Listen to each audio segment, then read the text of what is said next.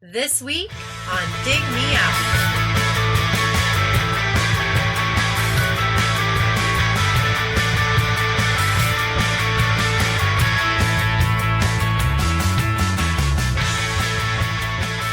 With your hosts, Jason Zia and Tim Minichi.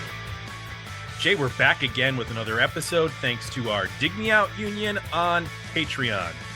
Join the union to vote on albums, pick one to discuss with us on the show, get access to bonus episodes, and our private Discord community. Keep the podcast ad-free and make the next episode happen by joining us at digmeoutpodcast.com. Jay, this is an aughts episode.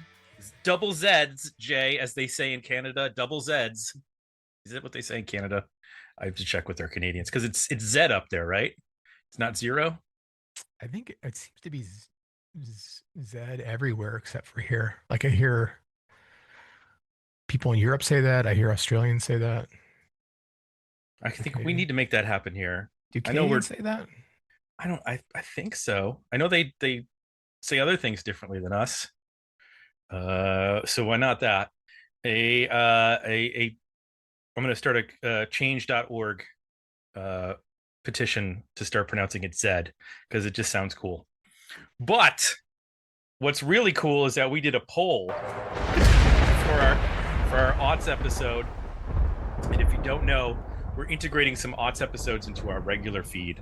And then there will also still be, for those of you on Patreon, there will be a split between aughts episodes and 70s episodes, 6 exclusive episodes that will be dropping soon, not all at once. We're not capable. We're going to start getting those done, and we're going to be talking about those. But for now, we're going to talk about the 4 bands that were in our aughts poll that was back in May, because this episode is coming out in June. So these were the 4 suggestions that we got via our community. Self-titled album by Peabody. The album An Eye for a Brow and a Tooth for a Pick by Ground Components. Sound Shattering Sound by Gyroscope or Euroscope, depending on if you're talking about, if you're in Greece. Gyroscope. Gyroscope. And then This Equals Everything by National Skyline. And it came down to a tie. Originally, the tie was National Skyline and Ground Components. That went to a runoff. And Ground Components easily won the runoff, 67-33. So there you go. Were you heartbroken? I was, because I suggested National Skyline. I think it's a great record that it's super obscure. It's the bass player from Hum. After Hum broke up in the 90s, like late 90s, he went on to do other stuff. And I think now, if I'm not mistaken, he is a soundtrack guy, like one of those people that does soundtracks. That would make sense for bands, or for movies and TV. I think he does like one of the shows on that's been on Netflix. One of those shows on Netflix I've never seen, but has been around for like 6 seasons. It's called I don't even remember. I don't know. I think it's like a family drama. Anyway, Ground Components won. I feel like on everybody has their own version of Netflix. Like when I look at my Netflix and then I flip over to my wife's account profile, it's like a whole other world. I'm like, I didn't even know 90% of these movies and shows even existed. Like they're never recommended to me. He does the, I'm not sure. Maybe I'm wrong. But I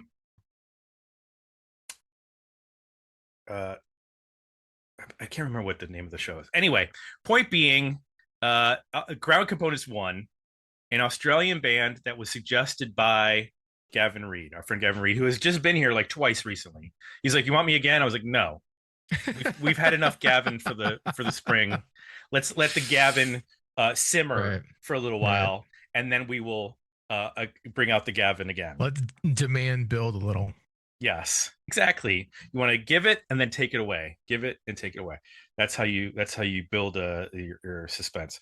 So they got support. Jason Pan said voting for fellow Melbourneians. He voted for them. And Patrick Testa, not Australian as far as I know, he said, I'm digging that ground components. My first attraction was a little bit of a throwback to the Doors musically, but got a little worried that the vocalist was never going to stop shouting at me so harshly. Then they mixed it up and even featured a female rapper, Macromanix, which was a really cool departure. Keith Miller went with Peabody's, and who else? Oh, Gavin just said he was the one who said it's called a truly remarkable album. And he also suggested the debut Peabody album, Professional Against Her. And I do like the fact that Gavin, because this is hard to find, he said, come on, people, let's get ground components up. I didn't spend 2 nights and 45 minutes on Windows 7 for this to fail. So Gavin actually had to rip the MP3s for us so that we could listen to it. Is that how you're listening to it, Jay? Or is it on some streaming service? It's on Apple Music. Oh, it is? Yeah. Okay. I didn't and even... all this, it's the album and then all the singles for the album are on there too. Yeah, I don't think this is on... It's not on Spotify. Oh, okay. And I don't use Apple Music because I don't. Because we use Amazon Music as our thing here because we have the Prime and whatever.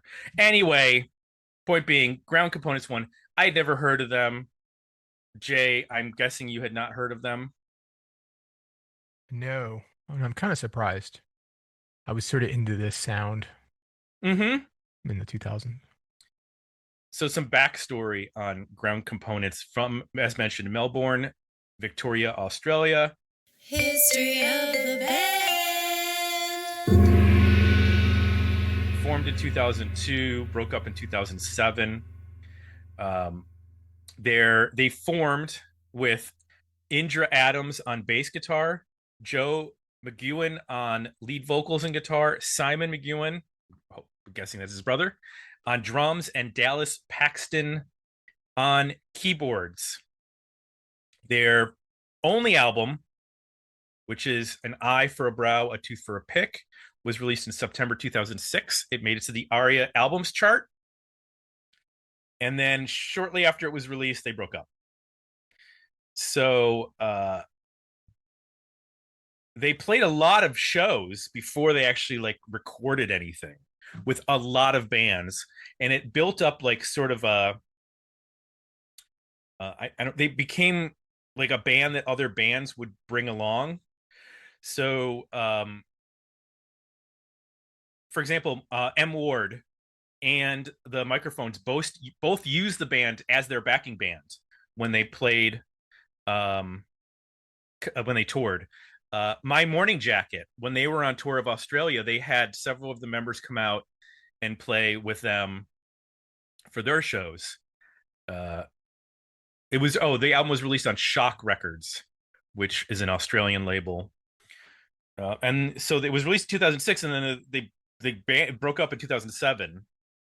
And they've all gone on to like do different things, and none that I recognize the names specifically. Oh, Robert Bavington was also on guitar. He joined late in the band's history. Now they did cut out a couple of EPs earlier in their career. Self-titled Ground Components in 2003. It Catches Up With You One Step Back in 2004. I'm guessing that's the bonus material that you're talking about.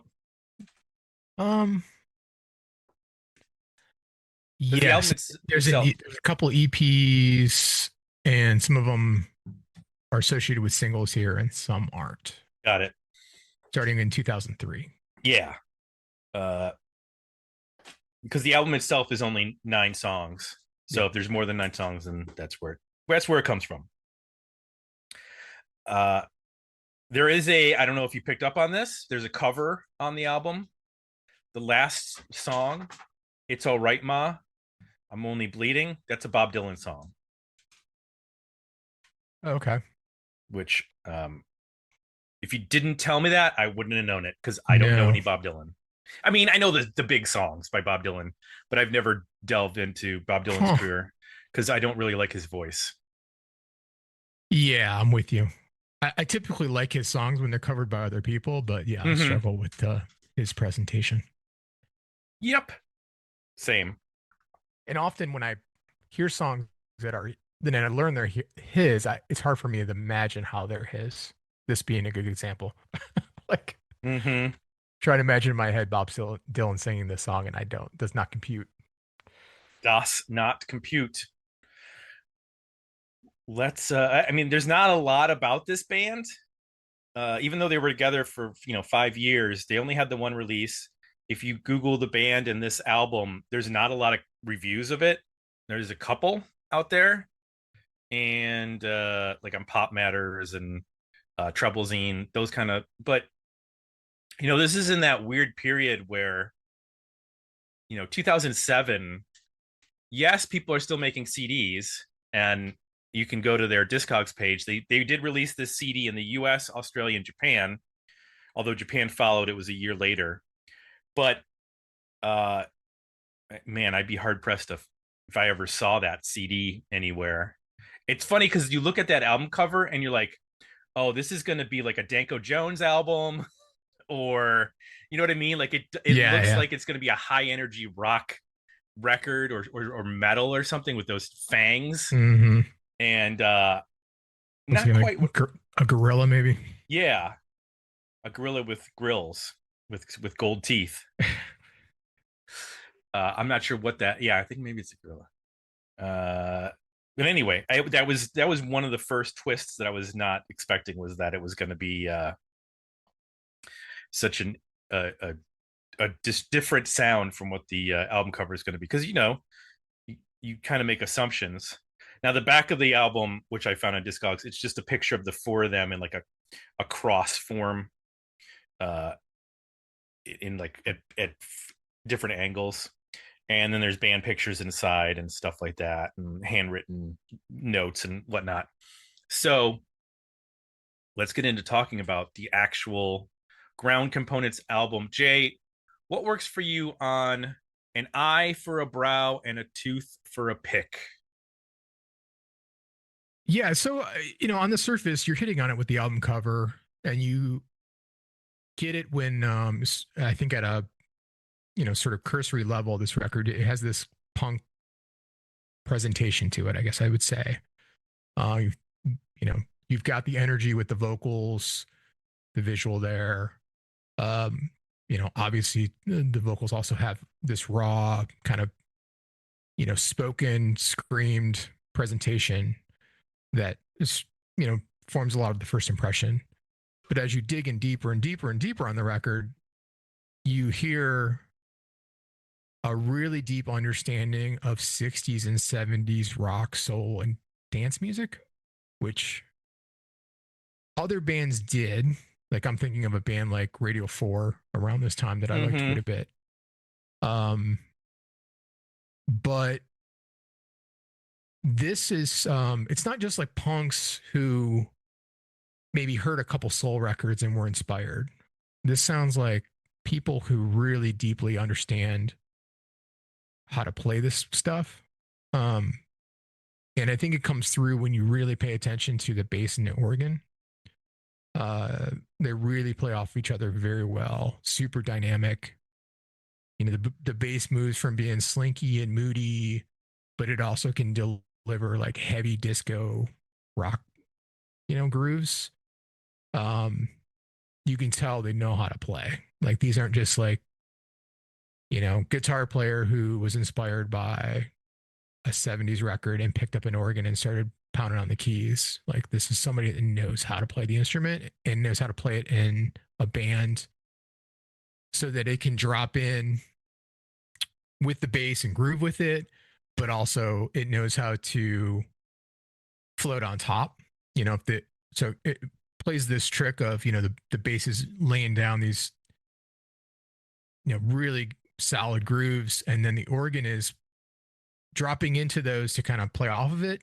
that to me, the effect it had on me was, pulls you into the track and then it'll cut out to a different, more chords or a different tone. And then it pops you back out to appreciate the song, So in a chorus, you might, kind of elevate out and then it locks up more with the guitars. And it really is effective in kind of pulling your ear in and out of this band. To the point where I'm hearing parallels here to bands I didn't necessarily expect. So like one would be Deep Purple. I mean, some of this sounds like vintage. There are moments here that sound like vintage Deep Purple.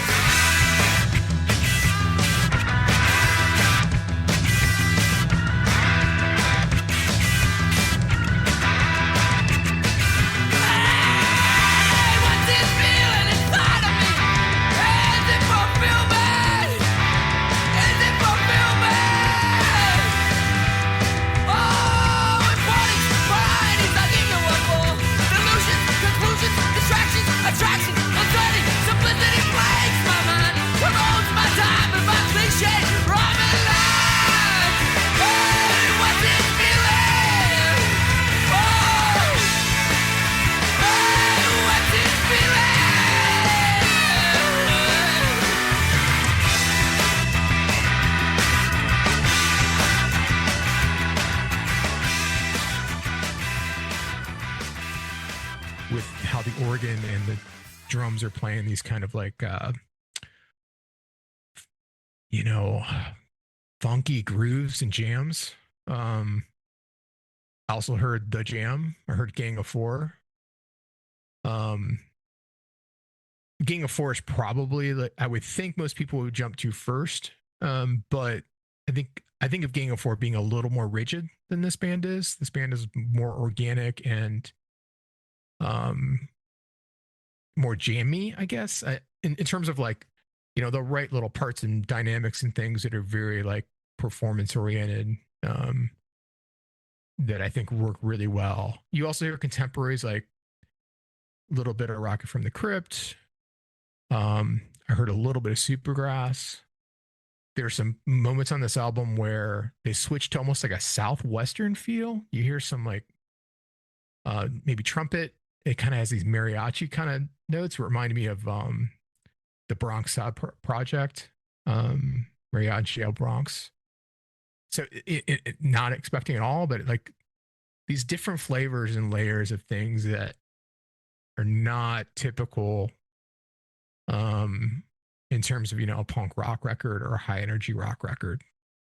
And to the point of, I think what really worked for me was just, I think, a deep understanding of how to play that music and bring those influences into something that is very different. I really liked also the twist to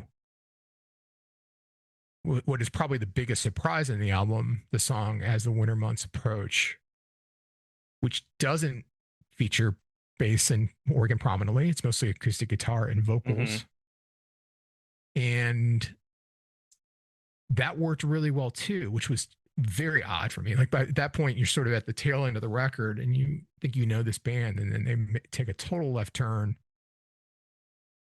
And set those instruments aside a bit or put them in the background, and you end up with this really reflective, sincere moment that reminded me of like maybe something the Faces would do. Again, another callback to something really classic and not what you would have heard in the 80s or 90s, just pulling back further, letting that, the vocal, which, is limited range, but is very emotive, come through and shine. The acoustic stuff is, really well done and interesting. It's not just like mashing on chords, punk chords on an acoustic guitar. So, a lot of depth here that I think, for me, I really appreciated. The songs groove and they can be fun and energetic and intense, and on the surface level you kind of get it, but as I went deeper, I really just heard a lot of craft and skill and understanding of these different genres and like putting them together in ways that I don't necessarily think I've really heard other bands do. it's similar at times, like, oh, that kind of sounds like this or that, but like the overall presentation isn't really um like anything else, which was a lot of fun. So that's what worked for me. How about you? Well, this is an interesting listen. It is all over the place in terms of styles, although they sort of make it cohesive. But like you hear a lot of different music. And somebody that we just talked about not long ago was the Drones, which are from the same area. And I was hearing some of that, like on Your Living Room Floor, the first album, where it's like kind of a mid tempo track, and there's a lot of, I guess you just say, yelling. He's just kind of yelling his vocal, but it reminded me of that like sloppy garage sound.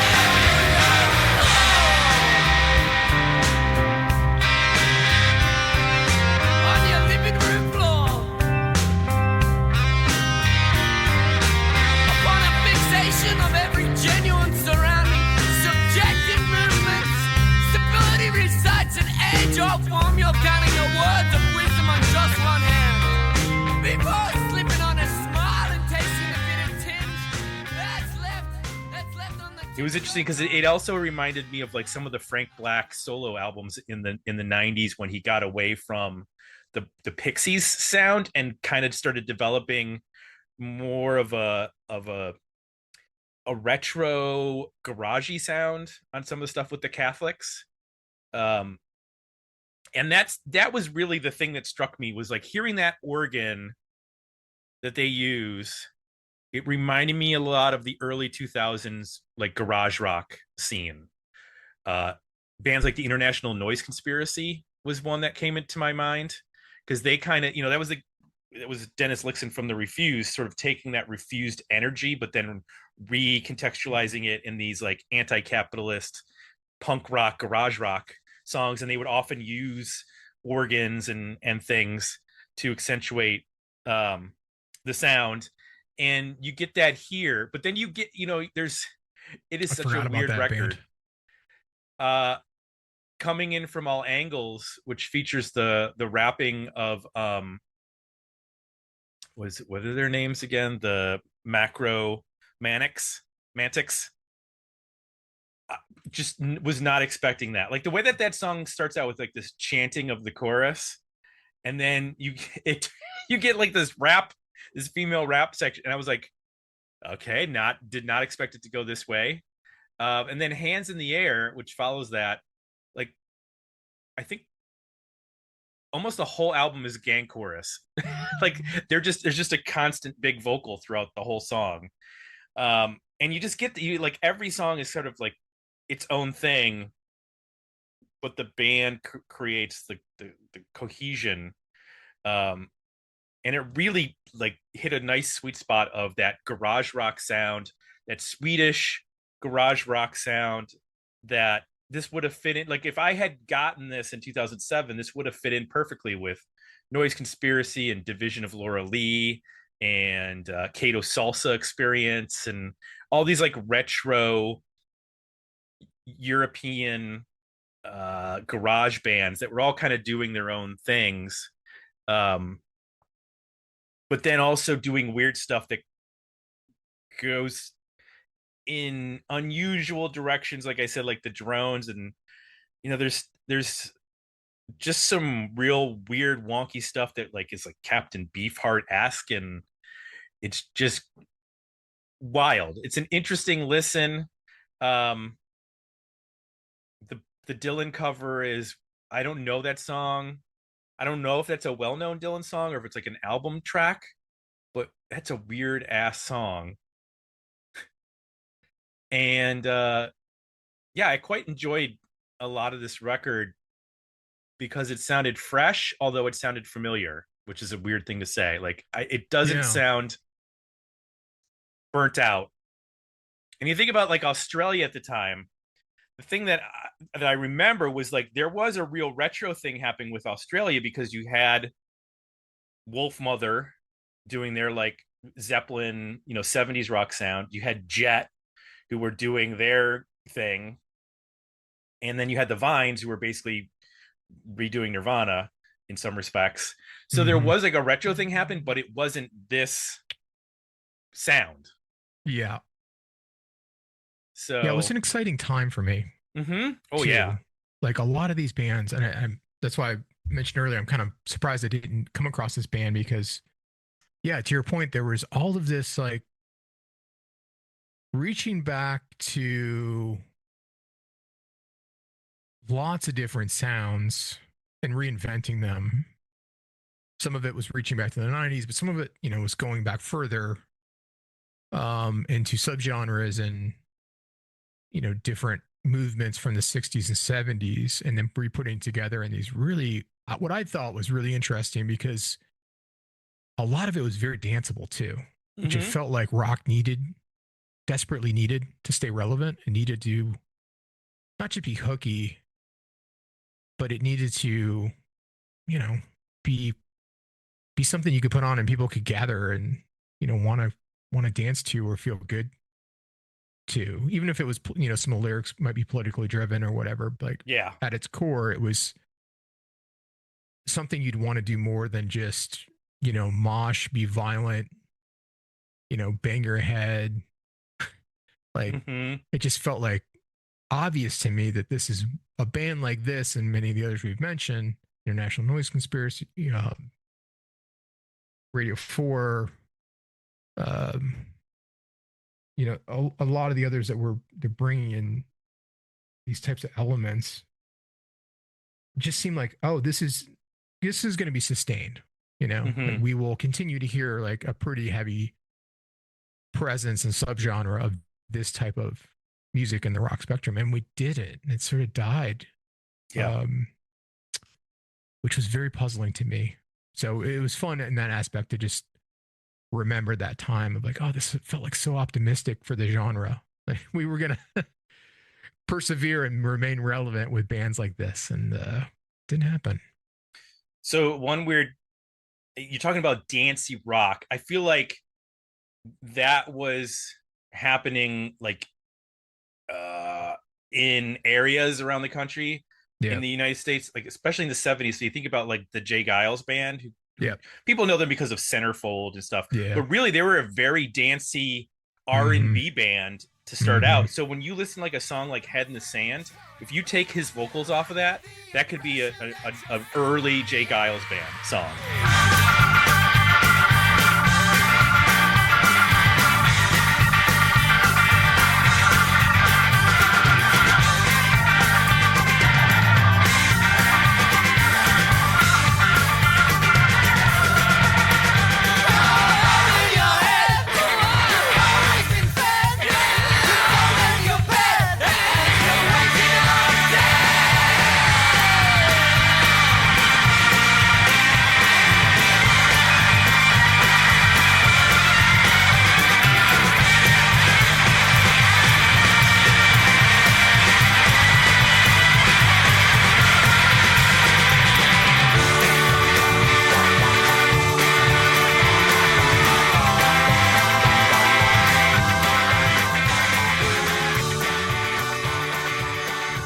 Just got that like bounce. Now it also kind of sounds like the Jam, but a lot of this has the backbone of like an early R&B, what we were calling R&B, rhythm and blues, but not necessarily. It wasn't necessarily on the soul side, but on the rock and roll side, and that was weird to hear because at the same time, in an alternate universe, I could have heard like at the drive-in like doing some of this stuff. Yeah. Or this is what I expected the Mars Volta to be like. When they, that project started. I was like, oh, I could see them going in that direction. based on the descriptions and even just little things we heard, and even as the band evolved, like them going, and that's not where they went. No. But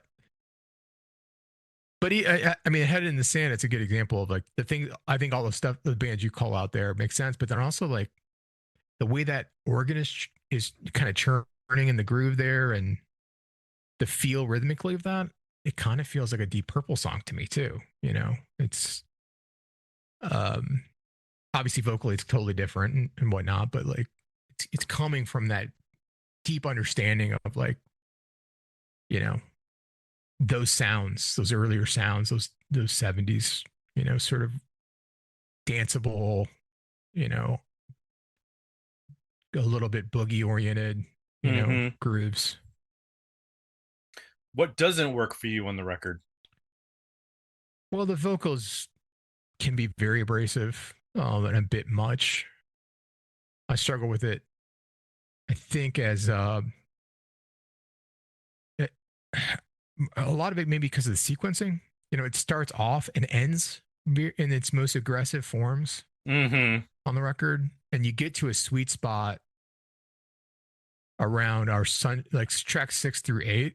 To me, is where the album settles into more of a song formats, and you know they're using gang vocals more, and the main vocal is sitting inside the song's a little better. It's not so out front in your face. And then it pops out again. You know, it's all right, mom, with some like, you know, parts where it's just the vocal kind of full throated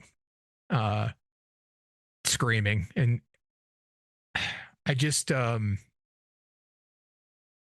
don't dislike it. I just wish there was more melody, I suppose. And they saved the aggressiveness for the right moments and didn't overdo it. I think the gang vocals and the way they're doing, I guess, harmonies, you know, there'd be like 2 or 3 people singing at once at times that I think sounds really cool. It has this kind of party feel or gang feel, or you imagine like a bunch of people sort of in a small bar, you know, singing along to it, or room feel. I wish I would be down with more of that. And or just the lead vocal being a bit more restrained, melodic, falling back in the mix a little bit more. Kind of how, you know, Our Sunshine and the Sand, and well, those two I think are probably the best examples of where it's finding its place. How about you? Anything not work? Well, it's interesting. Our Sunshine and Head in the Sand both start out with like drum tom parts, like very, very garage rocky sounds, and you get that quite often throughout the record, where the first drum part you hear is not like drum snare, it's drum floor tom or drum, you know, like a rack tom thing. Same thing, Stale Thoughts, like it comes in and it's primarily toms to begin with the drum section. And those to me are like the concise songs are where this really hits strongly. Like I didn't love As the Winter Months Approach, because his vocal is really not made for that style. He doesn't really, like, if you're going to have an acoustic song, I need a little bit more of a not a crooner voice, but just something a little bit more, like, just back it down a little bit. And he still has that, you know, teetering on the edge of the guy from The Rapture, where everything is just sort of yelped instead of sung. And when you take away the layered vocals, it really exposes his vocal as being okay but not special. So that, I mean, and I like you, I think the beginning and the ending are misleading, because this band is so good at like 3 to 4 minute long just jams of high energy boogie and organ driven rock, that when you get these sort of more droney to use to comparison to the drones, like that end of it, then it becomes a little less interesting to me, knowing what they're capable. So it might just be a matter of rearranging the track listing, because I kind of feel like this is a band like out of the gate needs to hit you with like 3 or 4 just killer tracks, and then you will be like, okay, what else do you have? Yep. You've shown me that you can do this, and then you go to like on your living room floor and be like, oh, okay, this is different. And then you do Coming In From All Angles, and then you can still close it with I'm All Right Ma, but I don't know if it needs to be 10 minutes. I don't know if that's the original length, but that's just, to me, is like, it's just not sequenced correctly. There's like, just something off with it. Hook you with the tighter, more focused material, then let it loosen up over the course of a couple tracks, and then tighten it back up again. It would be one formula that would probably work better. Like, hit me with the, your solid song that sort of is accessible, I can understand, and then a couple tracks later get to the looser song where it's more fragmented, and because then at that point it'll make more sense.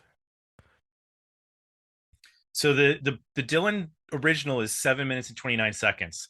So it does make sense that that song is that long. And I guess it's been covered quite a bit.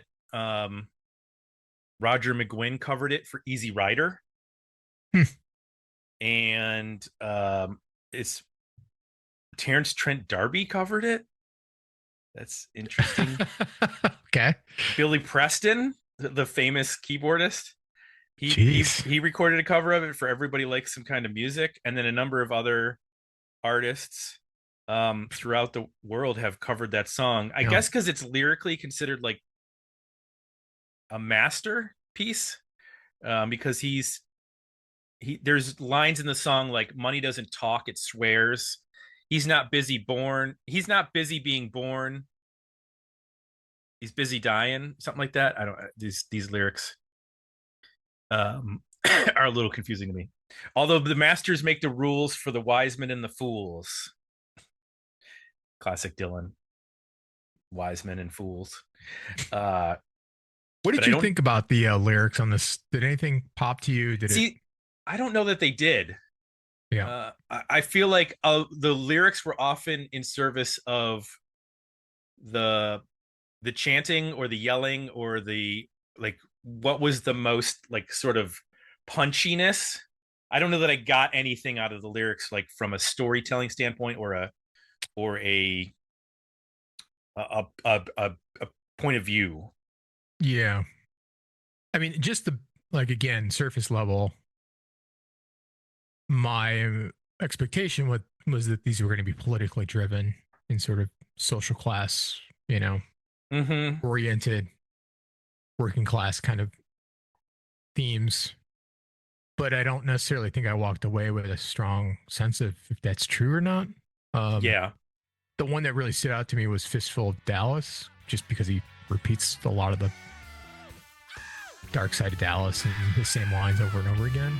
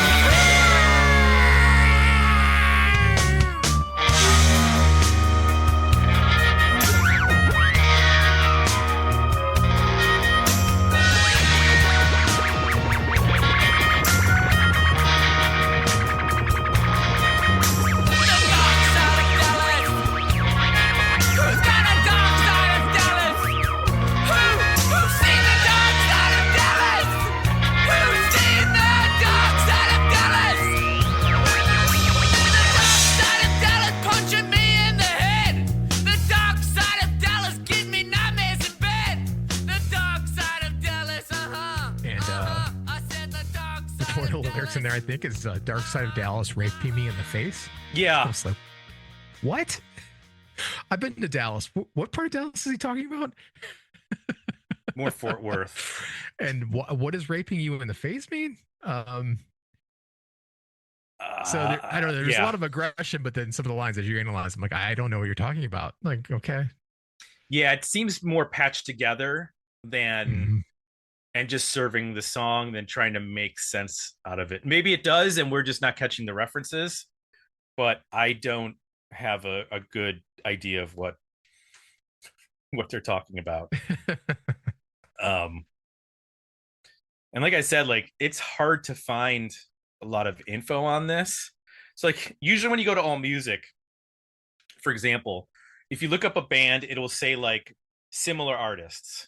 And it'll say these are the bands that were from the time period that were similar. Here are the bands that were like influential on this band. And here are the bands that sort of followed this band afterwards. There's nothing for that for this band. And then you can go to the album and it'll tell you similar albums for that artist. There are no similar artists or albums listed, which is very unusual on All Music. Usually everything is connected via this web of like similar, attributes. But there's nothing here. It's just crazy. Again, this is a kind of an obscure record. And in fact, when I loaded the album into my iTunes, because our Apple Music, excuse me, that Gavin had provided, the style or the the genre, it says new wave. I'm like, is what? this is not OMD. This is not the psychedelic furs. Like I don't think this is new wave. This should definitely be like garage retro rock with some experimental. Was Block Party considered? I mean, that's another band that came to mind. I always considered Block Party to be post Britpop, if that's an actual thing. Because I mean, really, they were just an indie band, but like they were dance punk in the same way, but they never used organs like this. Like their guitar player sounded more like Johnny Greenwood than one of the garage rock players. So, oh yeah, there is a post Britpop style. Includes what are some of the bands that are in the post Britpop? Stereophonics, Idlewild, Travis would be post Britpop, I guess. Would Coldplay be considered post Britpop? I don't know. Or Muse? A lot of the bands that Apple Music has is similar. I haven't heard of. So they have the Drones, which we reviewed, and they have Macromantics, which obviously because she's featured on the album, right? But a lot of the other ones, Goons of Doom, Floodlights, August Way, the Vasco era, the Mess Hall, Saboteurs, Drunk Mums. I haven't heard of any of these bands. So yeah, I don't know about that. Maybe they're Australian. I mean, I'd be tying these back to bands that like the really notable like garage bands that Eric Peterson would probably know, like the Mummies and the Gories, and basically a band with that weren't the Strokes. But there was a lot of like that garage rock that was so much more 60s indebted. There was garage rock that was different than that. You had, obviously you had the White Stripes, the Von Bondis, and Dirt Bombs and stuff from Michigan. But this feels different than that. Like this is, it's interesting that Patrick Tester brought up the Doors, because I guess because of the keyboard you would hear that, but I don't, like, the guy doesn't sing like Morrison at all. No. He doesn't have that big bellowing baritone that Morrison had. It's much more I don't want to use the word hysterical, but it's much more live wire. Yeah. Yeah, I think At the Drive-In is closer than the Doors. Yeah, or even like style. Rocket from the Crypt. Like that Mhm. level of like energy and kind of just like a little bit of chaos, but with tight melodies, so that you have a hook, but you don't necessarily know like what any of it means. Like you can't. I don't know what the hell half of the Rocket from the Crypt songs are about. I don't know what a Mhm. short lip fuser is. You know what I mean? Yeah. Like unless they're singing very obviously about like a boy girl stuff. Sometimes Mhm. I'm like completely lost as to what. But hey, it's there. But I could, this band to me fits in more with like those comps of Nuggets bands than than the alternative rock that was happening in the 2000s. Mhm.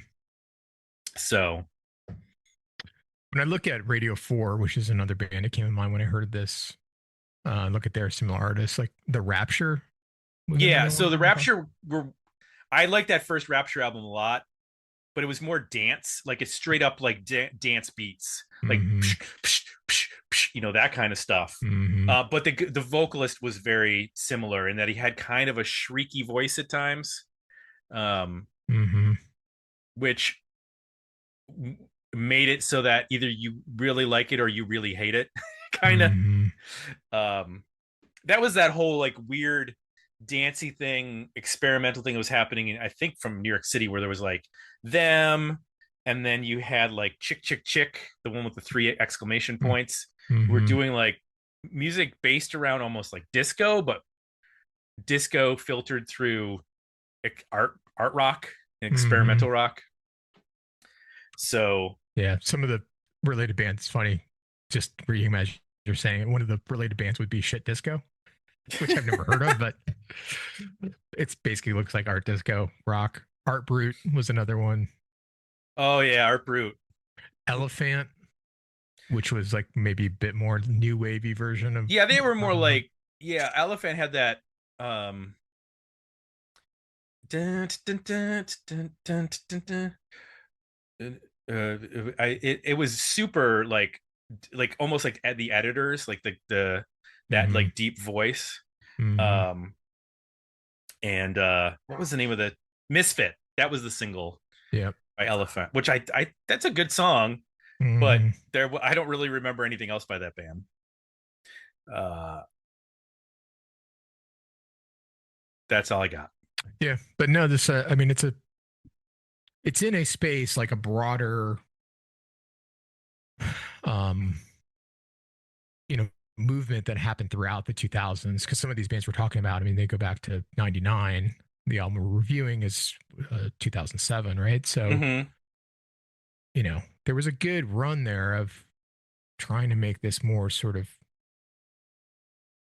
danceable. Let's say instead of dance, but danceable um, variations of rock work. And again, really none of them stuck. I mean, No. I realize Block Party's kind of still together and doing stuff, but most of these bands have disappeared, and it certainly hasn't seemed to maintain as any kind of subgenre. No. No. And yeah, Black Party's separated so that I think it's Kel is the lead singer's name.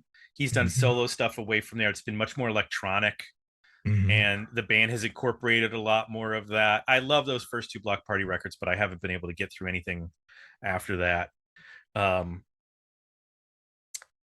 so where are we landing on this? Worthy album, better EP, or decent single? I think it's a worthy album. I was, you know, really taken by it. I enjoyed passively listening to it and also digging into it to really, figure out what was going on. Um, Again, I think that it's a little exhaustive in terms of, the way it starts and ends. I don't, by the time you get to the end, you're like, whew, that was, kind of a lot of emotion. Uh, and I needed a break usually before I went back to it again. It's not the kind of record where you just keep it on repeat. At least for me, it wasn't. But it's so damn unique, and I think they're so good at what they're doing and the inspiration I think behind it, and the playing is very, very good. that it's definitely a worthy album for me. Where you at? I agree. Worthy album. I rearrange everything to load the front end with some hits, if you can say that for this band. But I think it's really catchy stuff and fun. Like you, I kind of missed that this dance garage thing didn't really percolate up to the mainstream like it maybe could have, and everything would have gone in a much different direction. Mm-hmm. But that's the story of our lives, right? Where if only people had paid attention to Jellyfish, or if only people had paid attention to. I think this one confuses me more than most because it is accessible in some ways. Mm-hmm.